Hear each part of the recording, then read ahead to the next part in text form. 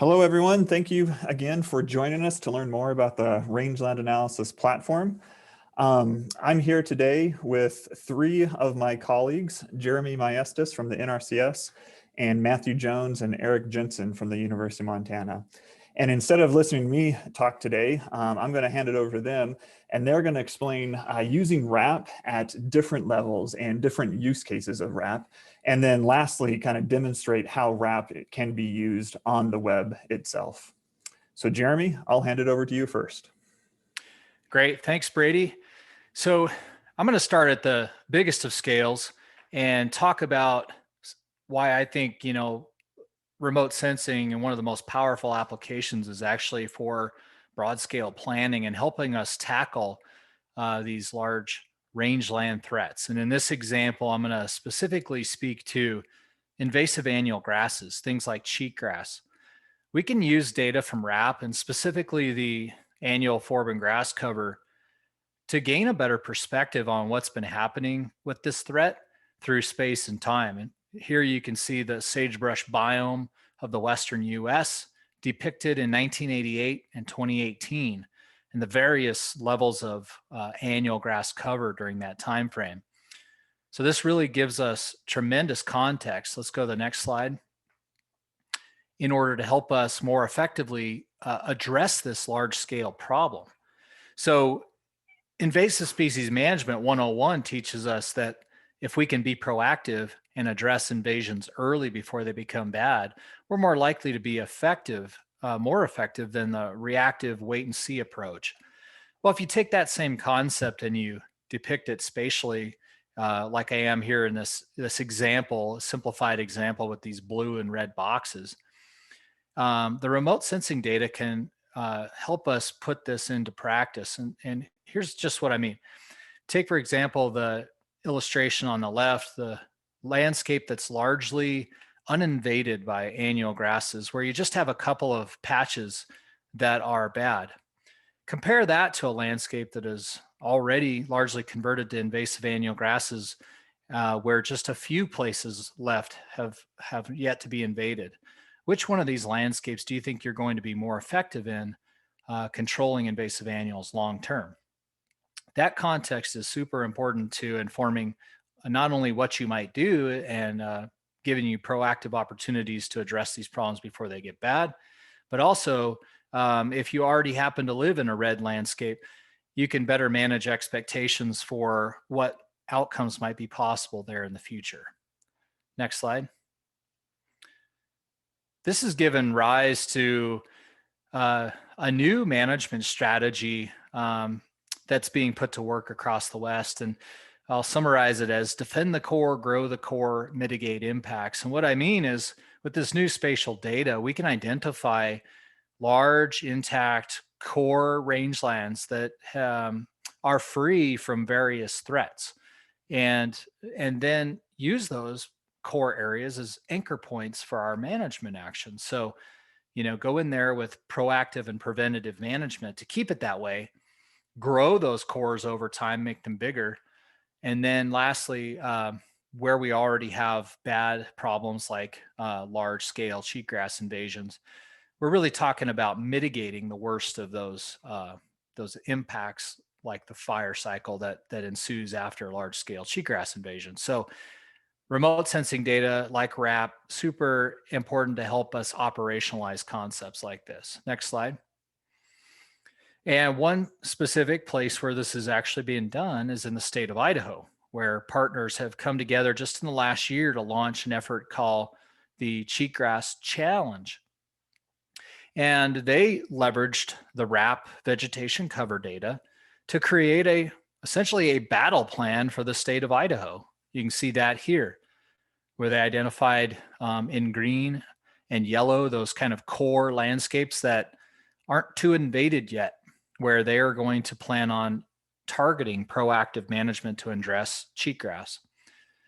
They also were able to separate out places like the Snake River Plain that are large regions that have already largely converted to annual grasslands. And so all of those different regions have potentially different management that you would target towards them. Next slide. And for example, if you look at the top here, early detection and rapid response monitoring would be a priority action that we would take in those core areas that haven't yet seen large scale invasion. In the bottom left, we might want to aggressively treat with herbicides core areas or transition zones that are just starting to gain in their cheatgrass dominance and push them back towards those healthy perennial plant communities. And then finally, practices like fuel breaks and targeted grazing might be most appropriate in largely converted regions like that annual grass region there, where really the future of that landscape has been forever altered because of the pervasiveness of that threat. Next slide. And this concept is really taking off. The Western Governors Association this summer published the toolkit for invasive annual grass management that basically codifies that defend the core, grow the core, mitigate impact strategy. And it put out to the world data products that this is one here that was actually a collaboration between the RAP data set and 2 other USGS data sets, where we brought the 3 together and say, what do we think the state of the land is in sagebrush country? And provided that data for folks in the sagebrush biome to actually develop their own state and local strategies. So we're seeing this innovative new technology opening up new doors, so to speak, for strategic and proactive management to address these large scale rangeland threats. Now I'm going to turn it over to my colleague, Matt Jones, to step it down for you a little more local to talk about a pasture scale application of RAP. All right, thank you, Jeremy. Yeah, so as Jeremy demonstrated, we can look at the things west-wide, regional scales, statewide scales. You can also use RAP to really just zoom in on your local area of interest to get information that we've never really been able to get before through time. And so here's just a quick example where on the right-hand side, there's the RAP interface that Eric will walk you through, and he'll walk you through the different data sets that you can examine via the RAP interface. But on the left-hand side there, I'm showing you just a zoomed in example of if this was a pasture of yours or an allotment that you were monitoring, you could go onto the RAP and draw a little polygon like that black rectangle on the left that's about 200 acres and immediately get some analysis results from the RAP. And what you're seeing there is the analysis pane where I'm plotting the 16-day biomass. And so we can track the biomass and the above ground biomass through time, and it's provided every 16 days. And in this case, you're looking at perennials and annuals as the green and the red lines, and then their total added together, the total herbaceous biomass in that blue line. And Eric will walk you through the cover and the annual biomass data a little bit, but I'm looking here at the specific 16-day biomass. So not only can you see this data really rapidly, but it's provided essentially in near real time. We're looking at 2020 right here, but we could also look at near real time. Britt, you want to go to the next slide? And this is just 2021. This is up to about mid-February. And so basically, you can get data only sort of with a 2 or 3 day lag. So this is data from about mid-February. You can see this pasture starting to turn on, and you can start monitoring this type of data through the year. The one thing the RAP also provides for you is that little red box I've drawn up in the upper left there is you can download this data as a common delimited file, as an Excel file, and do a few extra steps of analysis to really sort of examine how this pasture has looked in the past and how it might look into the future. So we can go next slide. So this is an example where I've simply downloaded that 16-day data and I've just calculated a mean. And I've said, okay, across the 35-year record that RAP provides, what does this pasture look like? So this would be sort of normal, right? This is the 35-year record where you see it. It's California, so we peak up in the early spring, and then we sort of brown down as we get into late summer. And so this allows you to sort of give what I call a bit of a gut check, where you could bring the data in and say, well, how does this is normal. I remember that wet year we had. Go ahead, Brady, next slide. And you could plot, say, 2005, which was a productive year. And you can see how much that compared to what would be called normal. And then you could examine a dry year, a year where things weren't that productive. Brady, you can go to the next slide. And 2008 was one of those years. So you can really kind of get a context of when things are peaking, how much production is there. And then, like I said, you can then visit the RAP every 16 days, every month, and monitor your pasture through time. So now we have 2020. We could take a step back, pretend that it was mid-February 2020, and you could visit the RAP and look and see where your production's at. And you can see right now, okay, I'm kind of on track. 2020 might be an average year. But then you can continue to visit this through time and plot this data and see that you're still on track, but now you're a little bit low, right? So maybe you're starting to think about a different management action or what you might do as far as that pasture and grazing. So you keep monitoring it through time, and you've actually maybe got some rainfall and things are reaching high production, but then they begin to drop off as well. So you really get a real-time look here of what's happening across this pasture. And most people would say, well, I know what's happening on this one given pasture. It's where I go every day or once a week at least, right, to know what's happening. Well, if you can monitor this type of scale west-wide, so you could monitor hundreds of pastures this way if you really needed to, and prevent having to go out and check on things every couple weeks. So this was just one example, zooming in on one spot and how you can use the RAP to really get a detailed view of a given place through time. And now to give you a more detailed example of that and what the RAP is more capable of, I'm going to hand it off to Eric, and he's going to walk you through what it would be like to do some analysis right on the web. All right, excellent, Matt. Well, thank you very much for that introduction. And as Jeremy and Matt have demonstrated, RAP can be used at a variety of different scales.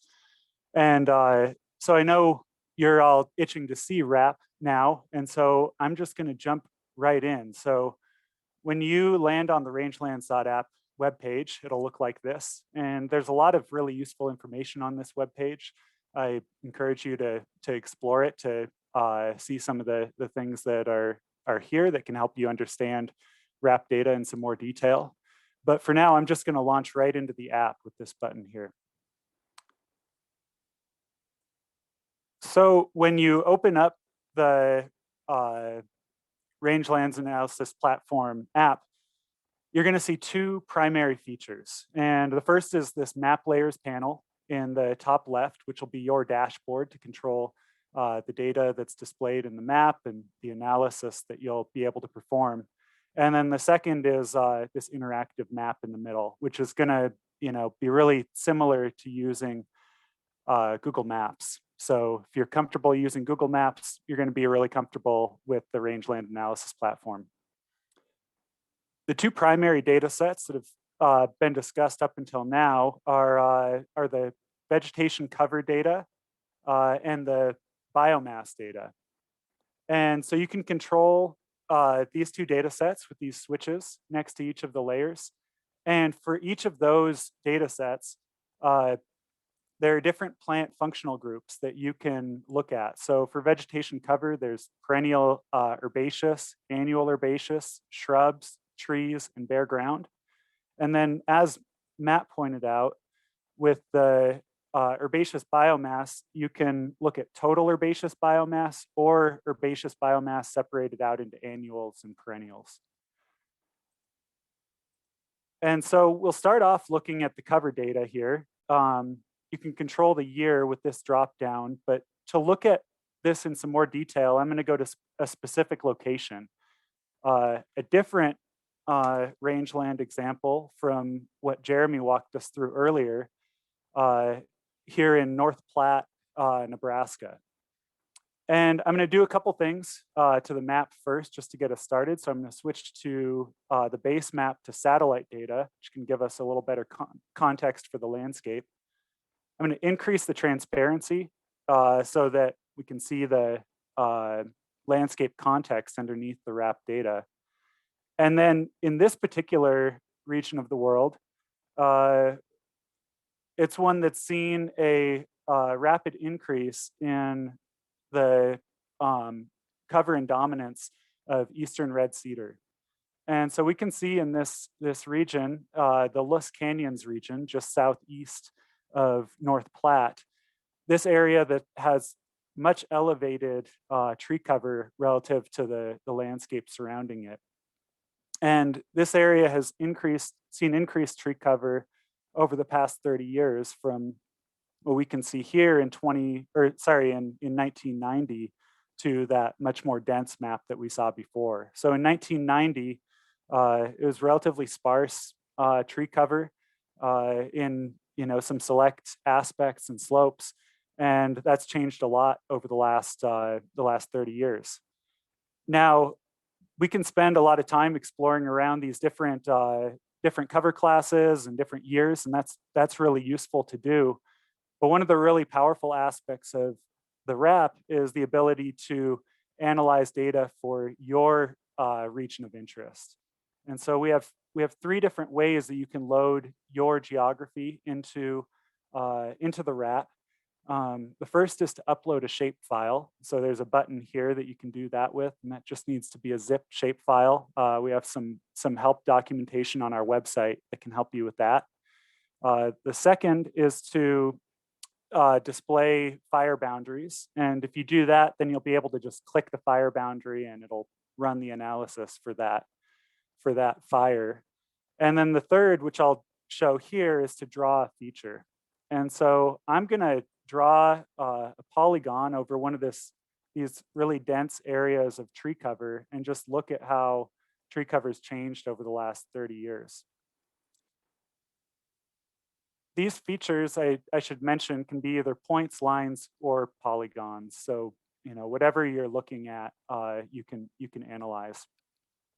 And once the RAP runs, it'll pop up with this analysis panel in the top right, and it's gonna show a plot that we can enlarge. And one of the nice things about these plots, this one's showing vegetation cover, is that it's very interactive. So you can scroll over and get specific data points.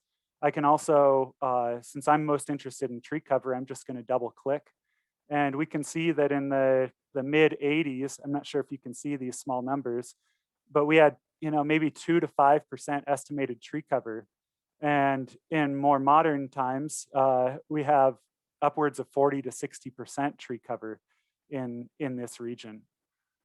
And we can also add data back into the plot. And so I'm really interested to look at perennial forbs and grasses in this area.